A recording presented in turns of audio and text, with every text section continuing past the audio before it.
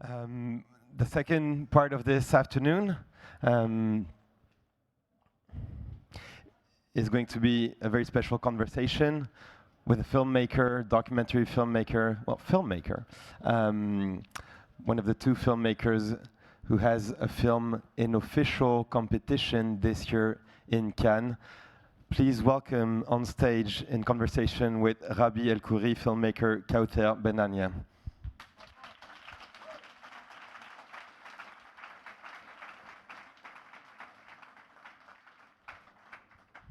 Please join me on stage. Another round of applause, please.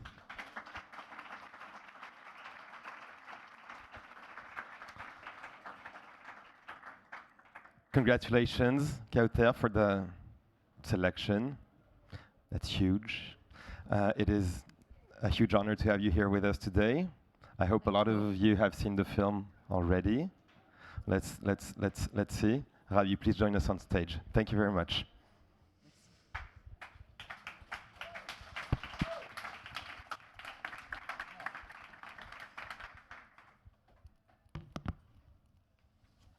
Hi, thanks for being so numerous for this talk and for joining us to celebrate documentary filmmaking on this very fine sunny day.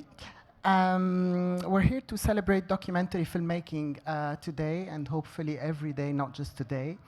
And this edition of the Cannes Film Festival has done something which is a bit extraordinary because there are two documentary films in competition, which is something that hasn't been seen very often, as opposed to festivals like Venice or Berlinale that support filmmaking or that screen filmmaking documentaries in their competition. The first one is Being Youth by Wang Bing, and the second one is Four Daughters by Kaouther Ben Hania, whom I have the pleasure to talk with today. Kaouther Ben Hania has always had tremendous joy exploring the world of documentary filmmaking, and even when she has been directing and writing fiction films, one could always see a very tight connection to documentary. With each of her films, she manages to delve further in a universe of possibilities, what documentary filmmaking can do to push a fiction piece forward, but also what fiction can add to a documentary film. And that's exactly what we're gonna discuss today, bringing forward her film, Four Daughters, Banat Olfa, the story of Olfa, a mother of four daughters whose two elderly daughters suddenly vanish, being Ghufran and Rahma. Kaouther Ben Hania casts three professional actresses and an actor to offer a unique perspective on the life of Olfa and her two daughters, younger daughters, Aya and Taysir. As Pierre Alexis has said, many of you might have discovered the film Friday night during its premiere, and also throughout the weekend as it was unveiled in competition in Cannes this year, making it the very first Tunisian film in competition at Cannes since Abdellatif Ben Ammar's Qissa Basita, Une simple histoire in 1970. So, congratulations.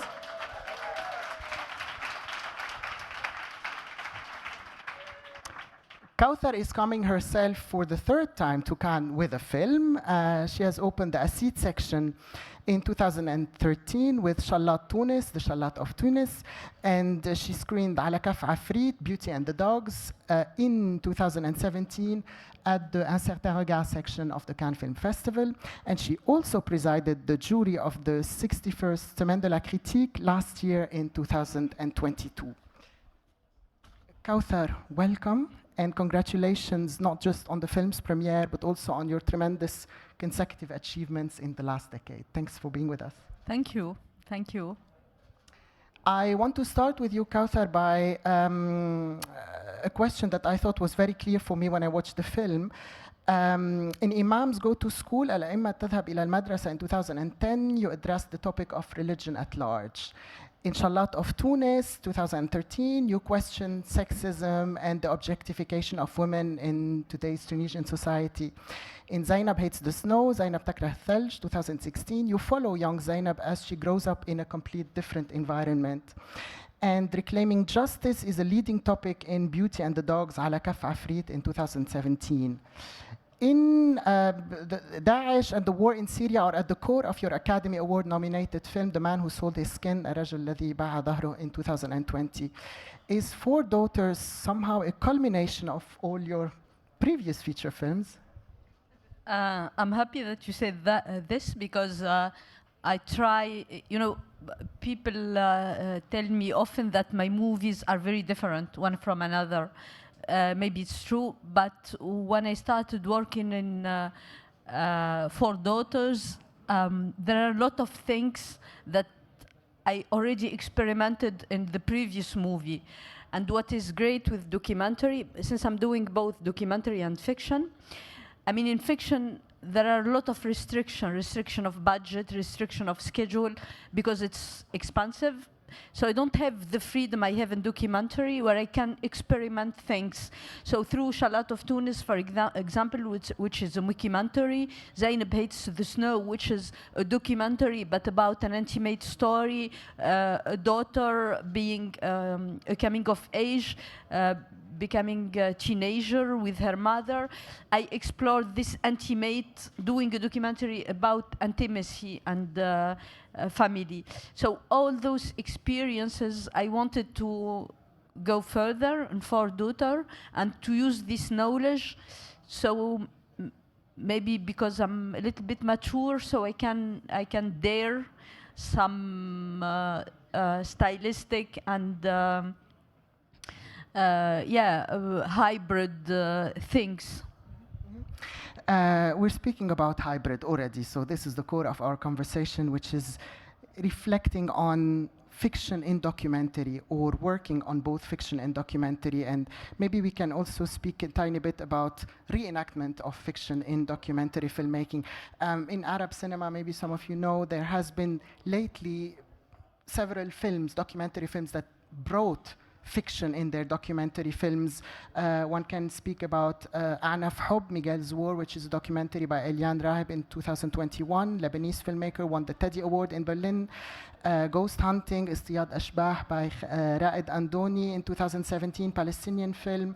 And the film of the late Lokman Sneem and his wife Monica Bergman, documentary Tadmor, in which they bring Lebanese detainees in the prison of Tadmor. One of the Assad's regime's most deadliest prison, and they rebuilt Tadmor in an abandoned school near Beirut. I wanted to ask you, when did that decision to play around with reenactment come to you? Did you know from the very start that this is the style you wanted to follow, or was it really a difficult digging to find that this could be an idea to explore in the film? In the beginning, I wasn't sure about the kind of movie I wanted to do. I knew that it was in 2016 I started working in this project. I've heard Olfa talking about her daughters in media, and I found the character really fascinating. She's very charismatic and full of contradiction. And we people from cinema, we love contradiction, we love flawed character. So I contacted her immediately, and I told her I want to do, she thought I was a journalist, so I told her, no, you'll see me often, I'll stay, I'll be there for a long time. So you can imagine, since 2016. In the beginning, I started shooting a kind of fly-on-the-wall documentary about Olfa and her two youngest daughters, but I felt that it wasn't enough to explore all the dimension of their story, and especially because all the events that interested me happened in the past. So how to bring the past alive? You have reenactment, and to be honest, I hate reenactment and documentary. I found it, it's becoming a cliche. And then I told myself, I love cliche. I love to hack cliche. So I thought about this Brechtian way of doing things, bring in actor, but the actors are directed by the real character to play their life, And the actor, since I'm doing also fiction, I know that they ask a lot of questions, you know, about their character. And here, they don't have character written in paper in screenplay, but they have real people. So they are out of their comfort zone. So I told myself it can be really interesting to go in a journey of exploration, introspective journey between those actor and the real character, and to confront. And you know, we are talking about hybrid, but for me, it's really not that hybrid, Olfa's daughter, because even the actor, when we say actor, we think about fiction, the actor in the story, they are being themselves, you know, we see the process. It's like we see the actor being directed by the real character. We see the actor asking question. We see the actor angry. So it's also a documentary about what does it mean to be an actor. So yeah, I mean, this is how things evolved, you know. And I thought that this kaleidoscopic way will give me the possibility to explore a lot of hidden things. Because, you know, we are talking about bringing memories to life. We are talking about questioning memories. We are talking about, you know, the significance of those memories with character. I mean, I'm talking about the real character, full of, you know, trauma, but also joy of life, you know. So I found it amazing that they can laugh about very sad things. So yeah, I mean.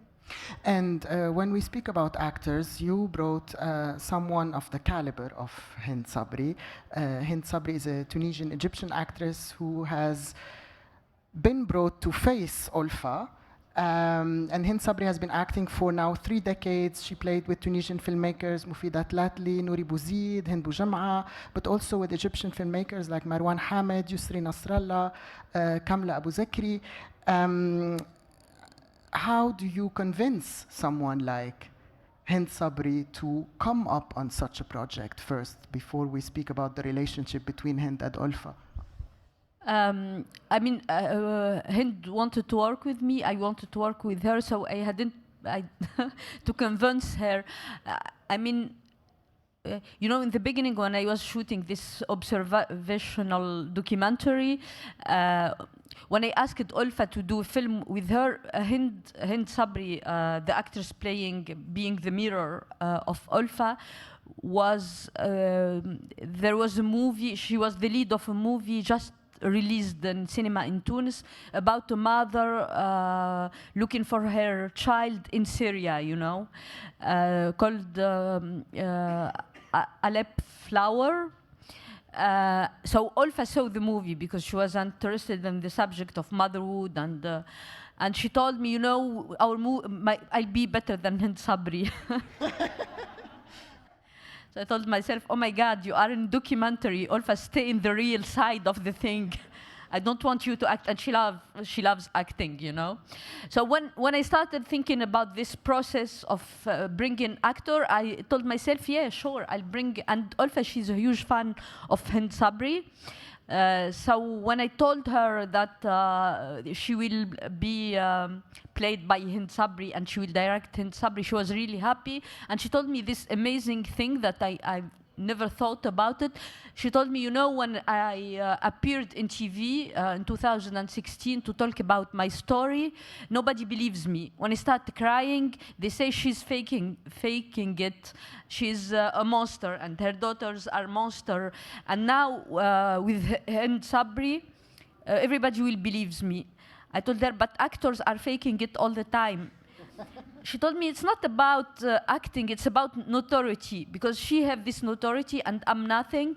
people will believe me. And I found it very amazing how we believe, you know, actor, and how we believe fiction, and how we are skeptical about people in news. And so anyway, so I brought Hind, and for Hind it was a big risk because, you know, she's a kind of star in the Middle East, and she's used to be the lead, and she's used to have lines and the character on paper. So she was really courageous to know nothing. She arrives on the set. She told me, she was afraid. We see it in the beginning of the movie. She's talking about being stressed, and because she's out of her comfort zone. And yeah, she trusted me, like Olfa trusted me, and we did this movie together in a spirit of really sisterhood, not you know, actress and. But can I ask you then, going from the moment of you are telling Olfa that Hind Sabri is going to come and play, on the actual set and on the difficult scenes, and there are so many mirroring scenes between Olfa and Hind, how was the energy? How did you prepare that? How much was it Olfa's preparing Hind, and how much was it Kaouther working with the two protagonists? All the preparation, I did it in a separate way. They didn't meet before the shooting, you know, Olfa and Hind. So I talked a lot with Hind. I told her, I gave her interview of Hind, of Olfa. So Hind watched a lot of material that I shot in the previous years to get to know Olfa. And then the first meeting, it was in front of the camera, like with the two actors playing her daughter. It was on the set, and yeah, it was just great. And when we think about the reflection of you being an actress, facing the reflection of this person is playing her real life in front of you, did you feel that this was something that was an easy flow, or were there difficulties in particular for Hind to see the real Olfa facing her? Yeah, I think it was more complicated for Hind than Olfa, because Olfa, she's I mean, she's a strength of nature. I don't know if you say this in English, but for Hind, this situation made her vulnerable. But also, what I found interesting, that Hind was like enjoying being vulnerable. You know, it's kind of, I want risks, you know. For many years, I did some huge commercial movies, and everything was, you know, like on the box. Now I want this experience. So there was, it was really fascinating, yeah. And moving from Olfa to her two elderly daughters, Ghufran and Rahma, who are played respectively by Noor Qarwi and Ishraq Matar. I wanted to ask you, of course, about the casting process, because this was, I would assume, a very different casting than having Hind Sabri, to start with that, and then we move to the relationship between the four girls. Yes, to cast the two eldest daughter, I have interview for Rahma and Ghufran in jail. They were interviewed by a journalist. So I asked my casting director to send it to many young Tunisian actors, and I asked them, you know, to imitate the way they speak, but in improvisation, doing improvisation around their relationship with their mother. So we received a lot of self-taped material, and I found that those two actors have something, you know. And then when I brought them on the set, it was amazing. We have this scene where they found, one of them especially, Ishraq, looks exactly like, but I think that the resemblance is beyond what I thought, you know, because even in the voice, even in the gesture, you know, and Olfa and the two youngest daughter were really surprised by the resemblance. It's like, you know, a ghost coming back. So I found it really fascinating how actor can convey ghosts, you know. Yeah, because actually, Aya and Taysir, they tell you in that scene that you made a perfect casting choice for Ghufran. How was it for Aya and Taysir to work out alongside these two strangers who are supposed to, even if they look very close to their sisters, they're not their sisters. So how was it for them to just establish this connection? And how was it for you to guide this ensemble of the four daughters, of uniting these four daughters in a very different way?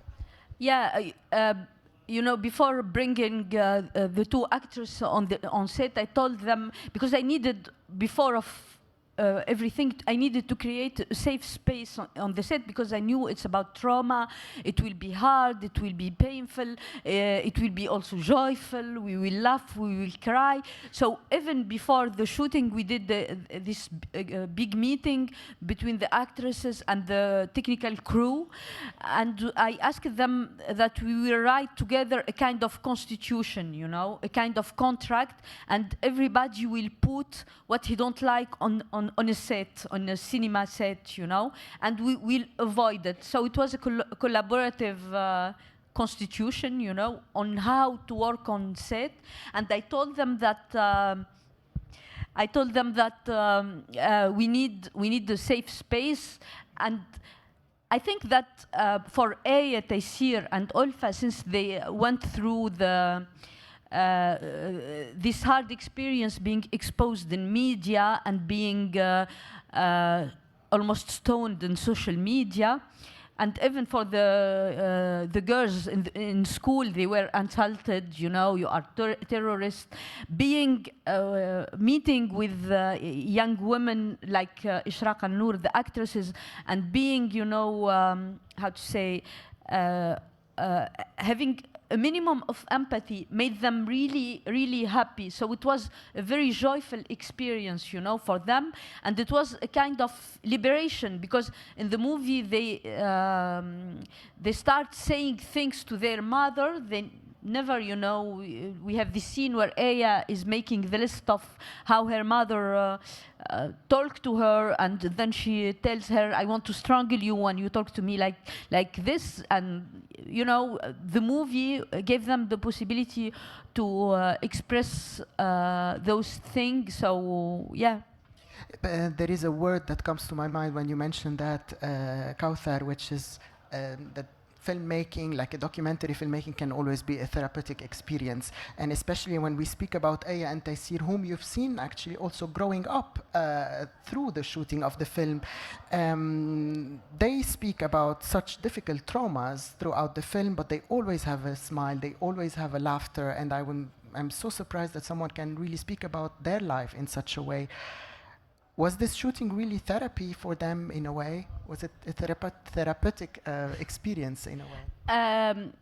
I mean, I was thinking about this all the time, because it's we are talking about some ethical questions, you know, and with them, since I start knowing them since 2016, they were almost children. I know that they went through a long process of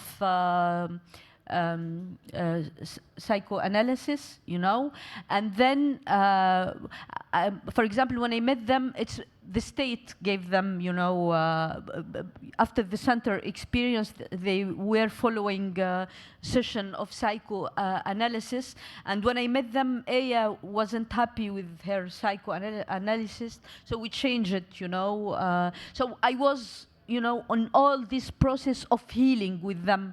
And they call me all the time, because I was almost the only one not judging them, you know, at this period.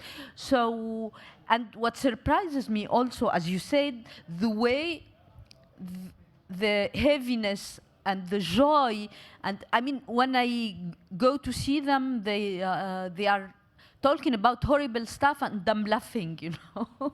It's almost crazy. So I mean, they are really courageous, and I think that this is their way to resist all those trauma, to laugh, to make humor, you know, to make jokes, and they are a force of nature. And when one addresses all the things that they bring up to the film, I think it's also a very interesting reflection on femininity today, but also a reflection on this new generation of Tunisian young women who are really speaking openly about their bodies, about sexuality, about emancipation, which is a very different thing from the generation of Olfa and the generation of Olfa's mother. Did those topics emerge organically? Did you prepare that with the girls, or you let the girls really bring valuable topics and themes to the shooting that you did not necessarily prepare beforehand?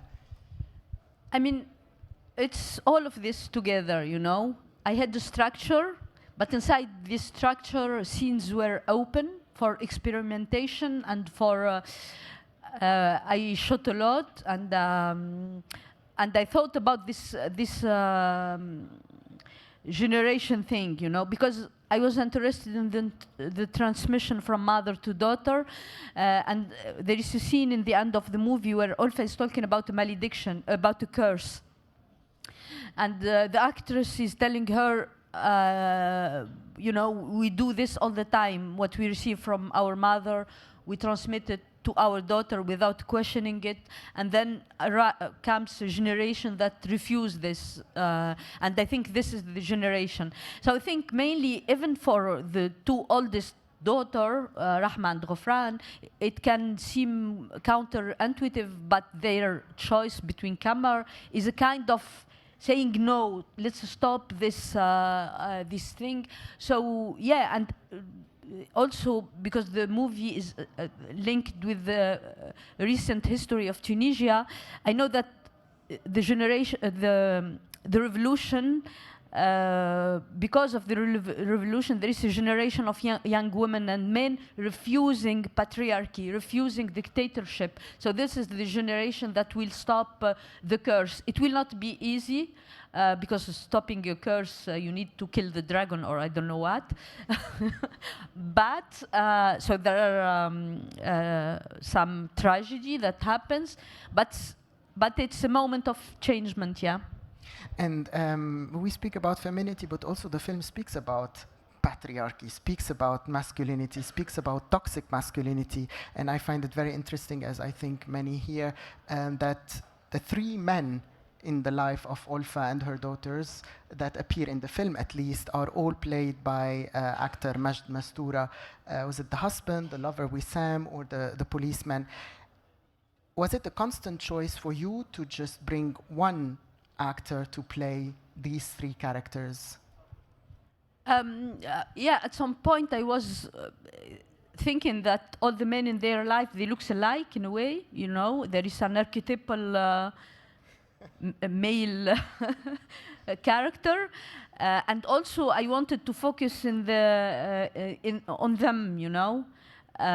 So I told myself it's easier to bring one actor, so we don't introduce every time a new actor, you know. It will be, so we keep the focus on them, and I did this with everything in the movie. I reduce everything. We will shoot in one set.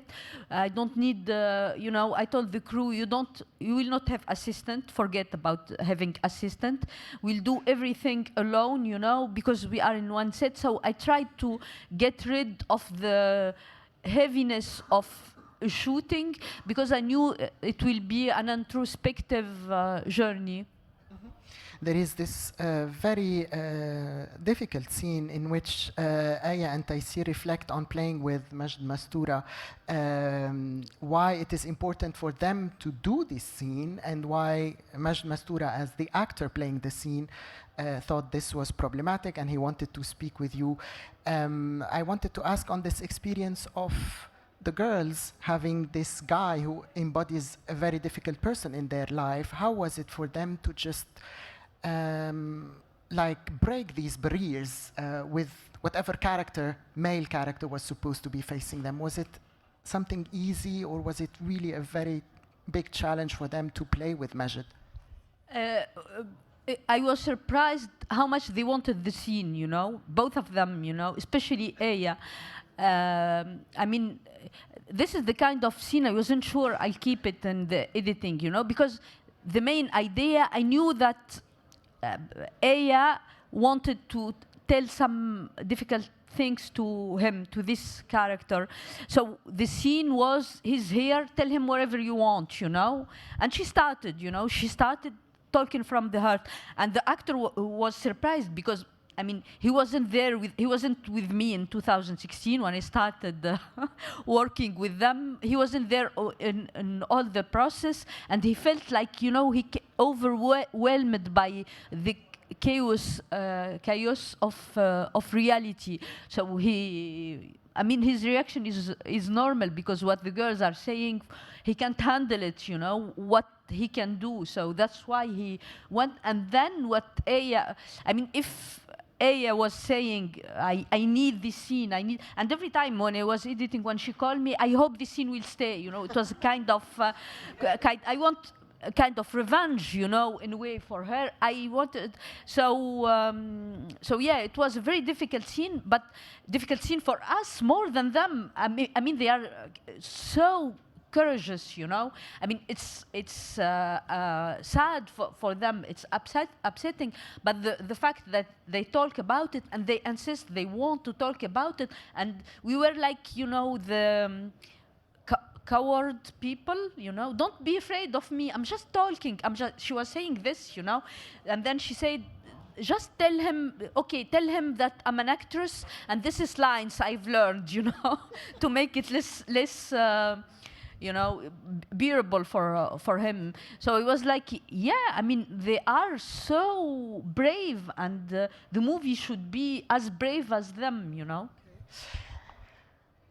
We've spoken a tiny bit about transmission. You mentioned transmission, but also I think for me the film is also about growing up, going from childhood to teenagehood, and these two daughters are really revealing themselves to you. They're revealing themselves to the actresses, the actors of the film.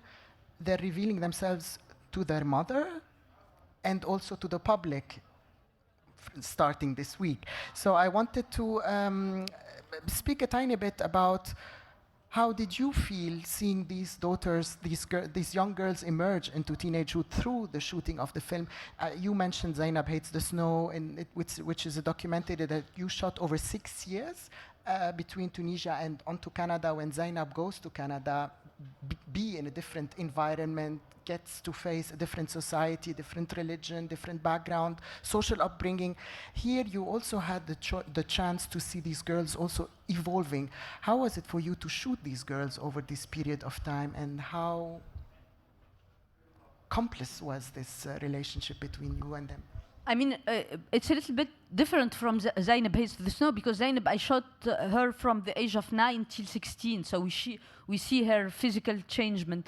Here, Aya and Taysir, I didn't put the scene I shot in 2016. We see them younger in the archive material, you know, but often in the scene they are playing themselves young. You know, when they were child, when they were eating with their sister, you know, in the scene when they don't have food. So we have this impression, you know, but it's something that fascinates me growing, being a teenager, you know, because it's a very strange age, you know. You are not a child anymore, but you are not adult also. And you, yeah, I mean, it's a movie about motherhood, and also, as you said, about being a teenager, also coming of age, being, yeah, I mean. When we speak about you shooting over several periods of time, and then we speak also about reenactment and fiction and documentary, one thing for me which was fascinating is the editing of the film. I was like, how do you bring so many different eras together? How do you bring so many different things together? Even though it's one set, every scene says something completely different, but then there is a continuity in the film that you've made. I wanted to address, if we speak a tiny bit about the technicality of making such a documentary, about the editing process. You yourself are also a part of the editing team alongside Jean-Christophe Im and Kutaiba Barahimji. How was it for you to edit the film? How much was it your involvement? How much was it a team effort to edit the film?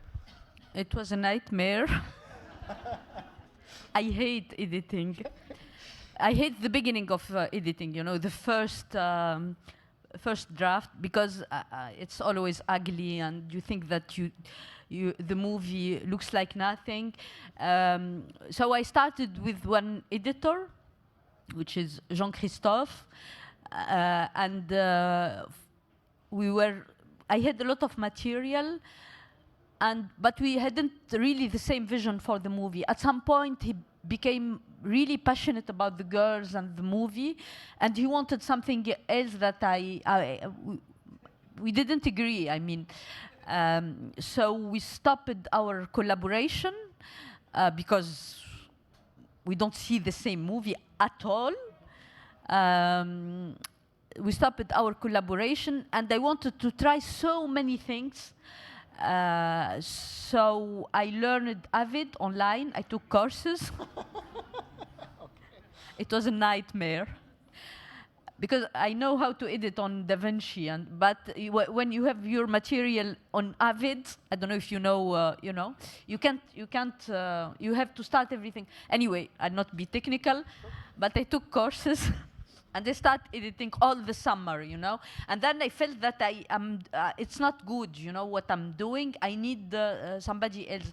And that's when Kutaiba arrives. So we were editing in parallel, you know.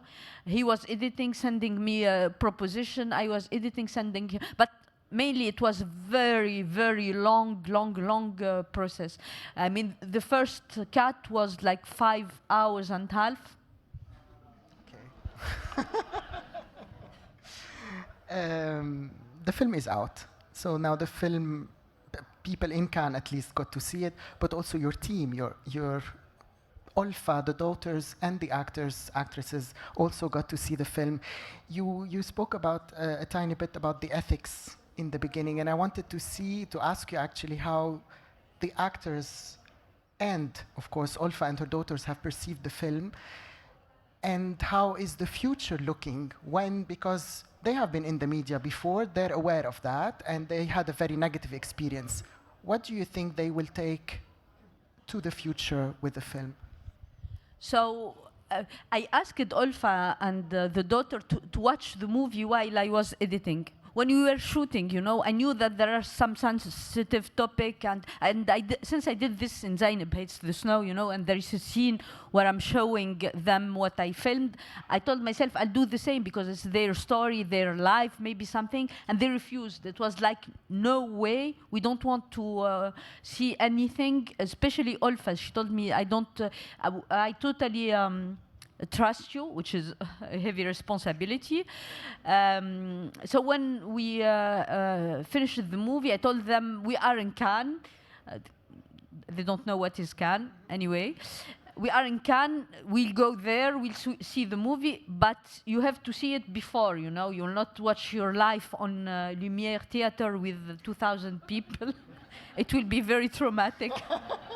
See it before. So Olfa told me I don't want to see it because I'm sure I'm horrible. I'm horrible, I'll be horrible, and everybody will hate me. I told her, Olfa, you are horrible, but not only, so watch it. So she was like, okay, I'll let Aya watch it, and then she will tell me if I can watch it without. Anyway, it was very complicated to convince her to watch it. She's such special character, and when she watched it, she was happy, quite happy, because she's not that horrible that she thought, you know. And she told me, yeah, I love the fact that you explained my childhood, you know, how it was tough and how this impacted. So she saw that we see all her multi-dimensional character, and for Aya Taysir, it was only joy. It was just, the movie is wonderful. We cried when we cry in the skin. I'm crying when I'm watching myself crying. I'm laughing when I'm watching, which is totally crazy. And then they told me, but you made us look very beautiful, how you did. So yeah. But in the end, there is a question in the end. You know, these two ladies now are in prison. And I wanted to ask if you believe that such a film can activate something when it comes to the politics, you know, when it comes to Tunisia. You know, you had representatives of Tunisia in Lumière for the premiere. Do you think this film can do something to engage in a dialogue with these two missing daughters or bring the daughters home? I hope so, because I mean, Olfa's battle is to bring her young daughter, because she have no, she committed nothing, and she asked nothing from life. But the problem is the granddaughter have no paper, no identity paper. She was born in war zone, and she grew up in jail, and the only authority that can bring her is the Tunisian government, you know. So yeah, as you said, there was the Ministry of Culture in Lumière Theatre, and they spoke together, you know. So, you know, we are not politician, documentary filmmaker, but we hope that we can push things to change, to evolve. If I want to speak a tiny bit before we open the floor to the questions about documentary filmmaking in Tunisia today, you have such a fantastic wave of filmmakers doing documentary films, but also female directors doing documentary films. We can mention Hind Boujem'a, who made a tremendous film, Ya Man'ash, in 2012, It Was Better Tomorrow, and then made a fiction film, Noura Dreams, Noura Tahlam, in 2019. Erish Sahiri did Al Sikka, Railway Man, La Voix Normale, in 2018, and followed it by the Cannes selected Under the Fig Trees last year, تحت الشجرة. Sonia Ben Slama is premiering with her film Mashtat tomorrow at the Asid. If you want to go and encourage Sonia and watch her beautiful film, it's premiering tomorrow. There is also a very interesting documentary by Nada Mezni Hafayed, Upon the Shadow, in 2017. And I wanted to ask you, there is such a nice wave of filmmaking in Tunisia today, but also particularly documentary filmmaking. How do you see that today in light of, you mentioned the revolution that happened a decade ago. How do you see documentary filmmaking today in Tunisia? I think that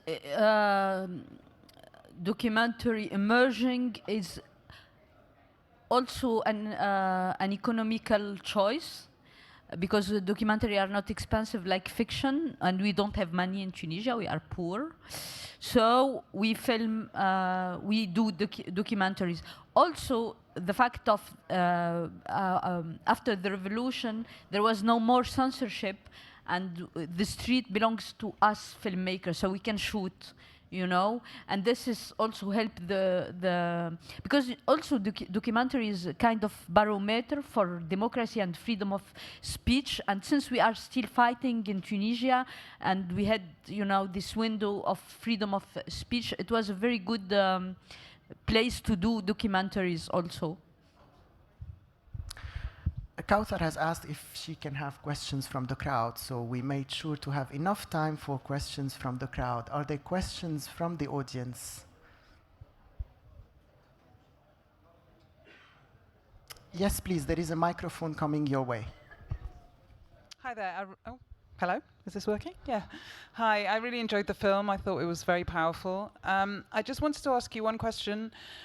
I know that when documentary filmmakers or even fiction filmmakers go into a community, and the community really embrace them, and they feel like they're family, but then they leave, and those people are left behind. How do you feel that the family will, I don't know, react to that or see the future in that?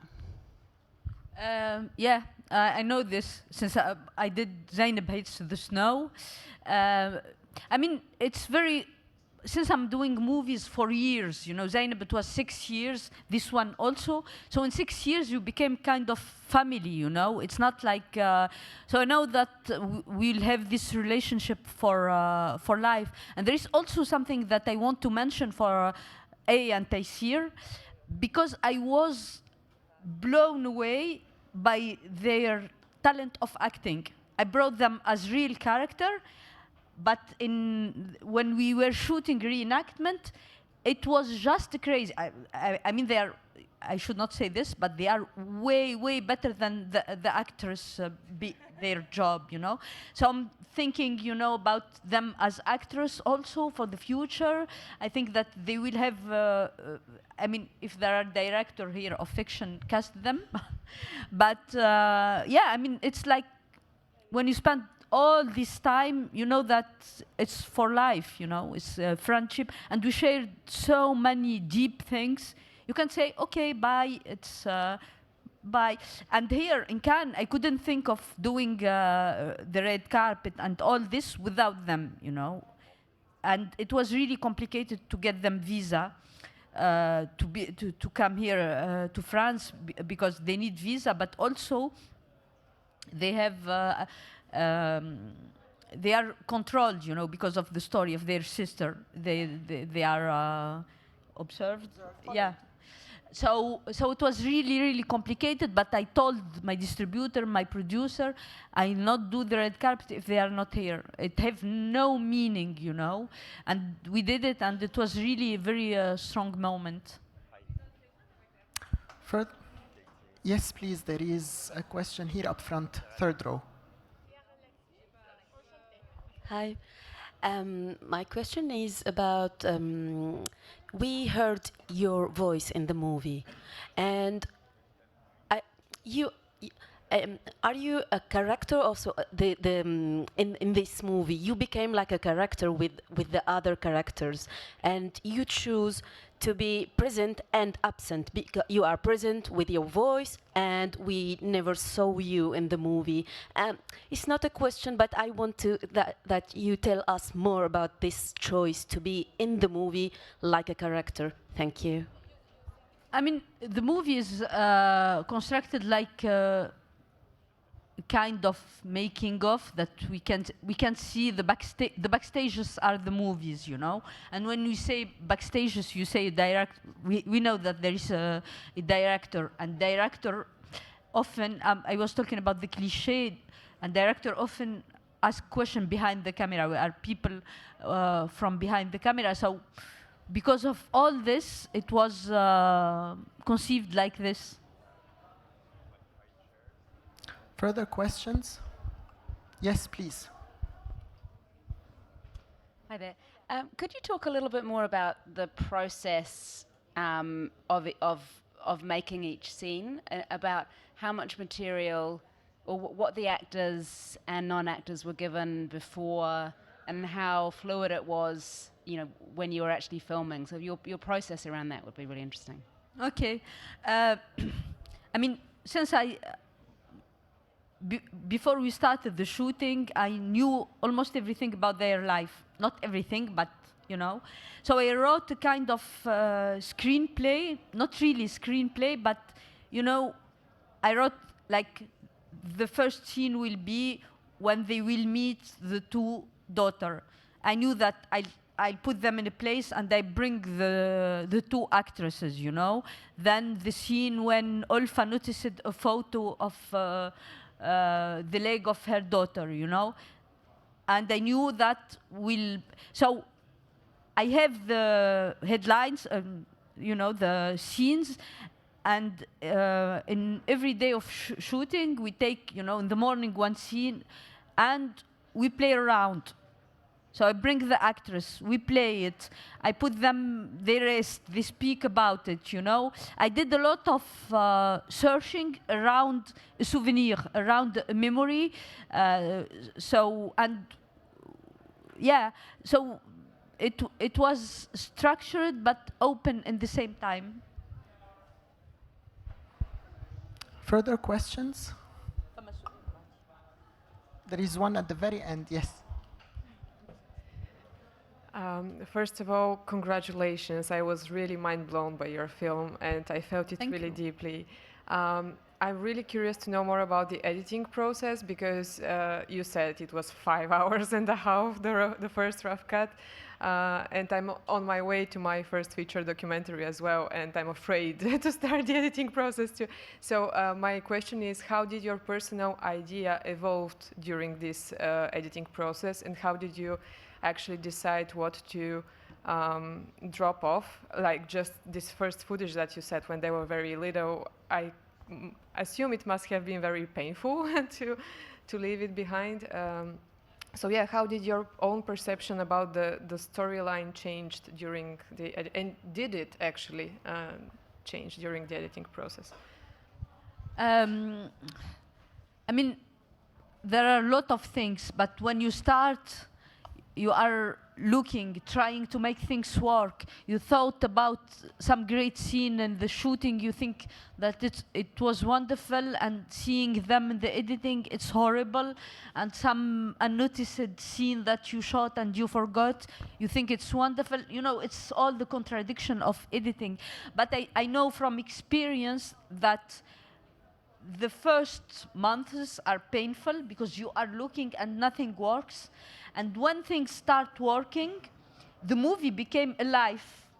The movie accepts and refuses scenes, you know? When you, I love it when I arrive till this point. But before arriving to this point, you have to be very patient and try so many things, so it can work. I mean, I'm not writing in the editing. It's a movie, as I told you. I wrote a screenplay before, you know, but you know, things changes, and when I arrived till this point where the movie can accept and refuse things, this is the fun, the real nice part of the editing, when you start sculpting, you know, material.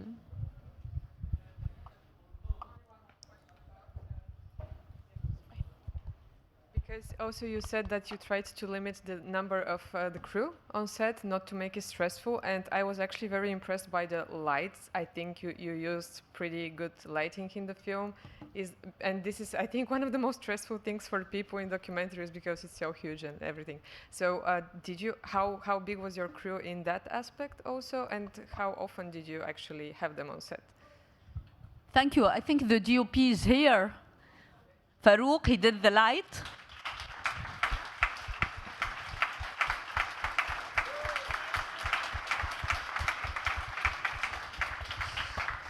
So we had an amazing story with Farouk. But for me, I mean, it depends what kind of documentary you are doing. If you are shooting in people homes, you know, you can't, I mean, for me, you should bring some light, but but I wanted to have, because I started shooting in 2016 in Olfa's home, and I was like stressed by the how to say, the ugliness of reality. When you shoot reality, it's ugly. The walls are white, the light is horrible, the clothes are colorful, or there is no coherence, you know. So my movie is a recreation of reality, you know. I'm not shooting in people homes, and even before, when I was shooting in people homes, I changed things. I don't keep ugly. I try to, you know, with the framing, and so here we have a set, a real set, and yeah, we did lighting, we did some set designing, clothes, you know. I asked them to wear, to be in black, to be in white, you know, to have unity, visual unity. But because we are talking about a making of a movie, I can't do this, you know. But in Zainab Hates the Snow, which is, I'm filming them in their home, no, I couldn't do this. Any further question? Yes? No? Okay. Anyone else? Otherwise, I can ask a question that has nothing to do with the topic of the film, of the talk. The title of the film is very interesting in 3 different languages. I mean, in French, it is Les Filles d'Olfa. In English, it's 4 Daughters. In Arabic, it's Banat Olfa, but also has a title, which is Ayat al-Rahma wa Taysir al-Ghufran, which I thought was very poetic, also had maybe a religious connotation. Why is the title that different in English and French? I was very interested in that. Ask the distributor. I mean, the Arabic title is mine, and as you said, it's Olfa's daughter in Arabic. And then I took the four name of the daughters, you know, and made a sentence out of them, which can be, this is the first English title like mercy and forgiveness. The meaning of their name is something like this, you know, mercy and forgiveness of the universe, you know, something very poetic. But it was really complicated, and so I kept it like a subtitle in Arabic. Kaouther, we wish you a tremendous journey with 4 daughters in festivals, but also hopefully in cinemas in Tunisia and elsewhere in the Arab world, because such a film also has to speak to its local audience. But also we wish Olfa and her daughters to find their 2 daughters and bring them home. And you've had a tremendous journey with The Man Who Sold His Skin, so we really wish you a similar journey with this one. Thank you so much for being with us. Thank you, Rabia. Thank you. Thank you.